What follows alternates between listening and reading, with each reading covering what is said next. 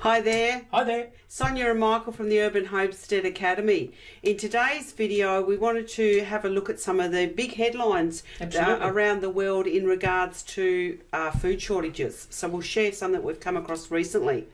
Yes, it's sort of been interesting. I've been talking about food security issues for 30 years, and you'd very rarely see articles where world leaders would be talking about it openly, and especially warning their own countries of impending doom and gloom when it comes to food security issues.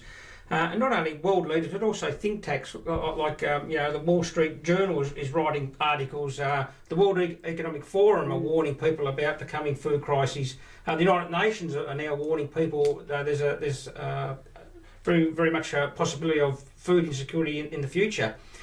So what we want to do today, we just want to have a look at a few of these articles just to paint a bit of a picture of basically what leaders are saying, and when world leaders start talking about these issues, I think it's incumbent on all of us to really take the issue seriously, and really sort of maybe hopefully it prompts us to have a lot more of our own individual and locally based food security. We'll grow more of our own food, save more of our own seed, and to make sure our food security is based at a local level rather than relying on the international community.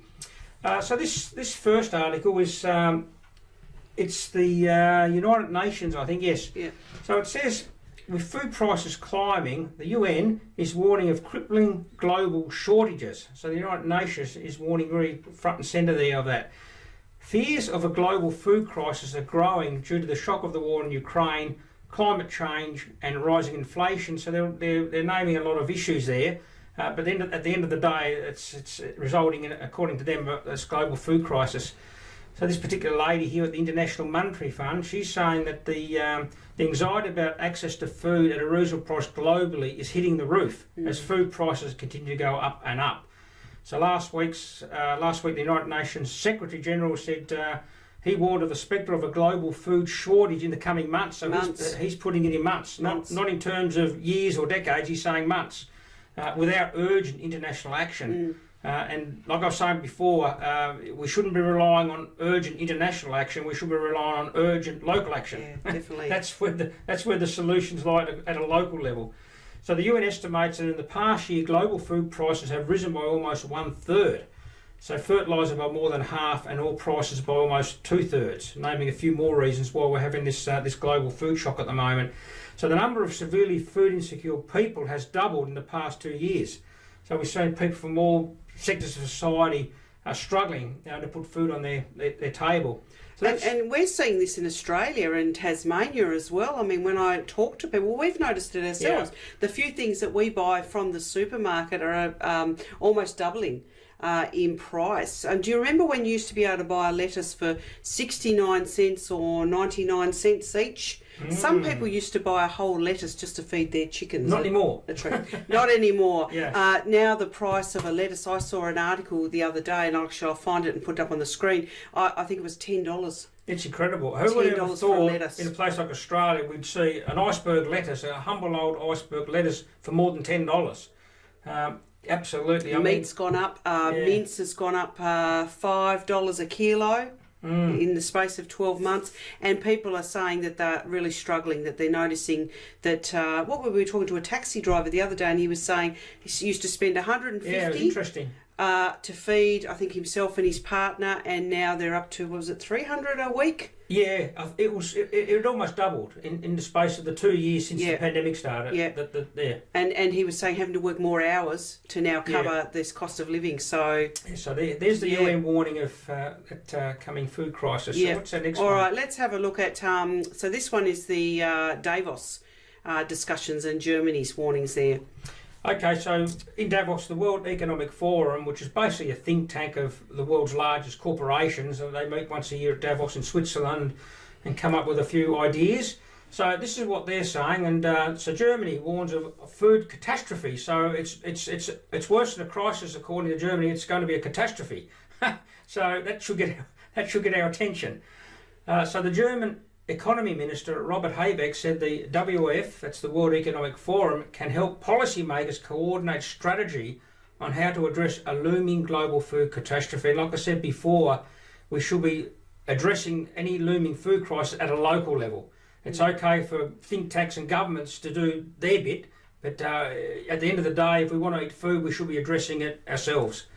So the WHO, that's the World Health Organization, the envoy there warns of cost of living risks.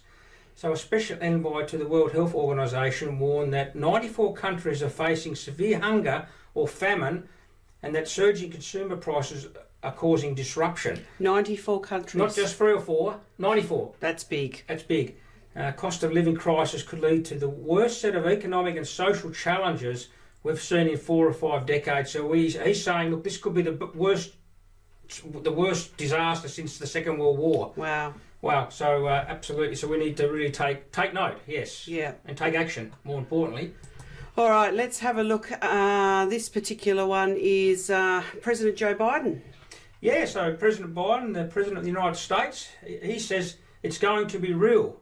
President Biden is warning on related food shortages. So down here, President Biden said that the world will experience food shortage. He doesn't say might or could, he says will.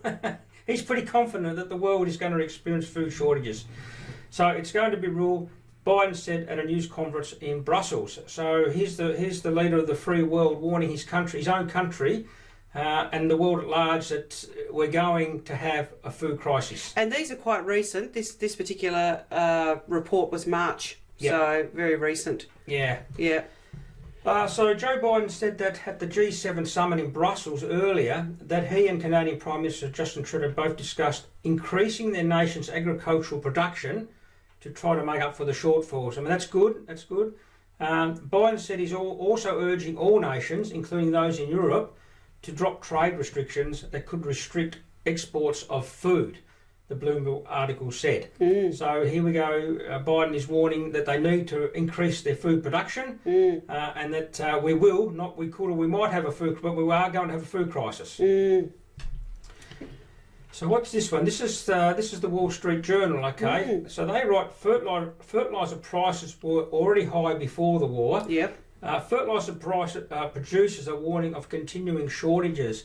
Now, why this is important with the fertiliser prices rising so much is that much of the world's food supply, actually the majority of it, is grown in what we call broadacre monocultures. That is large areas of the world. You think of the West Australian wheat belts, or the American Midwest who grow corn, or Asia who grow huge amounts of wheat. Now, all these particular crops are based on fertiliser intake, so they're bred to take a lot of fertiliser to produce really good yields. So if your fertiliser price goes up by 10%, that's bad. But if it doubles in a year, that's catastrophic. As one of the articles said. Obviously, it puts a huge amount of pressure on not just the production of food, but also on farmers have to buy fertiliser. They cut back production. They cut back on their input costs. So if we're not careful, that's going to result in less food being grown. Okay, not just an increase in prices, but less food being grown. And there doesn't seem to be anything on the horizon, what I've been reading anyway, of how they're going to address these fertiliser shortages. And the other thing that we've actually been looking at, we might even put some reports up in our next update, is a lot of long-term generational farms that been passed down from family to family are now closing up shop, and a lot of farmers are now just saying it's too difficult. The inputs are costing too much, and they're just not able to make a living out of that. Absolutely, which is quite sad. And even not just growing food, but producing other types of food as well. We saw the dairy farms. There was a report we read where someone had gone in and helped 5 dairy farms closed down within a week in a certain area. That was in America, wasn't it? So that was. We'll try and source that. Yes, so we will put some more up about that. But this is an ongoing issue, is having a huge impact. Absolutely. Yes. All right, let's have a look at India. So here's India. So India expresses concern over global food crisis and justifies ban on wheat exports. So India said that a sudden spike in global prices of wheat had put the food security and the neighbouring countries and other vulnerable countries at risk. So they've decided just to stop exporting their wheat and just keep it for themselves, and we certainly can't blame a country for doing that, to look after its people. That would be a pretty wise thing to do, I would say. But there you go, there's India. They've expressed concern over a global food crisis, and they're sort of saying, look, we might just hang on to our wheat, thank you very much. Can't blame them. Okay, China. This is an interesting one. Yeah, China. So China rushed to stock up on food as government's warning prompts confusion. Brief panic buying. This is an interesting one because, you know, like a lot of people who put a bit of food aside for a crisis situation, or just in general terms, they want to stock up and keep a deep pantry.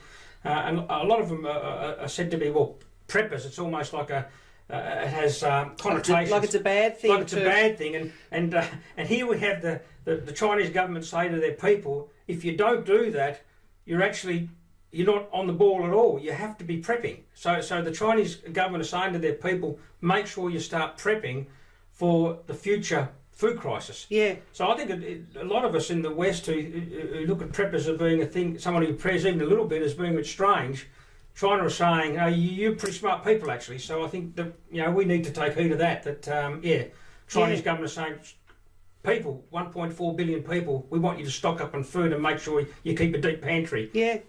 And it was about, you know, preparing for any future emergencies, wasn't it? Yes. So in this instance, the shoppers were stocking up on cabbage, rice and flour. Probably cabbage won't store as long, but certainly rice and flour, getting ready for their winter. So, yeah, that was interesting. And that was actually back in November, that article. So a lot of things we're seeing now, which is May 2022, but this one was before Christmas. The Chinese government were, you know, encouraging people to stock up. Alrighty, and our last one, let's have a look at Canada. Okay, this is from Canada. This is Justin Trudeau. He warns of a difficult time, food shortages due to COVID-19, and obviously that's another issue that can affect supply chains and issues of food security. So Justin Trudeau says, we've seen disruptions of supply chains around the world, which is resulting in higher prices for consumers and democracies like ours, and resulting in significant shortages and projected shortages of food, of energy in places around the world. This is going to be a difficult time. So you sort of think of Canada as being very much a first world country and, you know, food secure, and then here's their Prime Minister saying, okay, maybe not so. You know, maybe we need to be a bit more prepared ourselves as a nation, and that food crises are on their way. This is going to be a difficult time, he says. Yeah, and that is interesting. So we know that the world governments and the think tanks and the global leaders are talking about this. They're recognising this is happening now. I mean, you know, Canada's saying they're already having significant shortages in that article now, plus more projected. And so the governments are looking at strategies to do that. But what can we be doing at a local level? Absolutely. Well, the thing is, when we look at all these issues, especially like global food insecurity, and we want to be food secure ourselves, and sometimes the issue can look so huge we can get a bit depressed over, or we can sort of end up sort of not wanting to do anything about it. It's too big. But in actual fact, this is a great opportunity for us to look at solutions, and I think we all have to be solutions based. And this is a great opportunity for us to really focus on local food security, on our own personal food security. Like, we always recommend people at least try to grow some food themselves. Yes, definitely. Even if it's a couple of herbs. In a pot. To have a bit of a homesteading mentality. It's not about how much land you've got. It's about, you might want to put an extra bag of rice in your pantry, for example. You might even have to grow your own food. But you can put an extra bag in the pantry. You might be able to grow some herbs. Although growing your own food does save a lot of money, because little bunches of herbs absolutely, yes. in our local shop are now selling for $6 each for just a little bunch. That's one of the benefits. benefits have a whole pot full of it. Of growing your own food. It's a heck of a lot cheaper, and especially when you see a lettuce and you've got to pay over $10 for a lettuce. Yes. Wow. That's one of the things anyway. Grow your own food, and have a look at some of our clips on our little suburban garden where we used to live. And we grew a lot of food on that block. We grew a lot of food. We were totally little small backyard, 20 square metres, and we were totally self-sufficient with our vegetables. In a little tiny backyard, so you don't need a lot of land. No, you need to be pretty organised. But a lot of our clips will try and show you how to be organised and show you how to do that. Another thing that a lot of people don't realise is that there's local community gardens in their area. Yeah. Local community gardens are fantastic. They're great. And you sort of think, what's our number one resource in the area of food security? And it's people. Now, you can get together with like-minded people and sort of come up with some solutions. Community gardens are great. You can get together with like-minded people. Yeah. You can help each other out. You can encourage one another. Yeah. Share knowledge. Share knowledge. Grow food and distribute that in your local community. Yep. Another thing we did the other day was our local community garden. The coordinator there gave us some seeds of quite a rare chili. Yes. Yes, which was really nice. We hadn't seen the What variety. was it called? Sugar peach? Yes. Sweet peach? Sugar peach. Yes, and that I'll put a picture up anyway. I'll put a picture up of that. So we didn't have those seeds, but now we do. So not only is a community garden a good place to get together with like-minded people, but it's also a good place to actually talk about food security and spread the message of food security, and then not only grow food but actually save seeds and then distribute those seeds amongst individuals in the local community. Just like that pepper, we'll grow that next year. We'll put a video. We will, and then we'll be giving people the seeds of it. Yeah, and then we can. Yeah, so there's a couple. Just try and grow a little bit of your own food and get connected with your local community garden. And if you haven't got the knowledge base, a community garden is a great place to start because you're actually getting information and knowledge off the people that are already there. Yes. Yeah. So that's definitely. Good idea. All right, so I think that's it from us this time, and we'll see you in the next video. Yes. But in the meantime, happy gardening. Yeah, stay well. Bye-bye.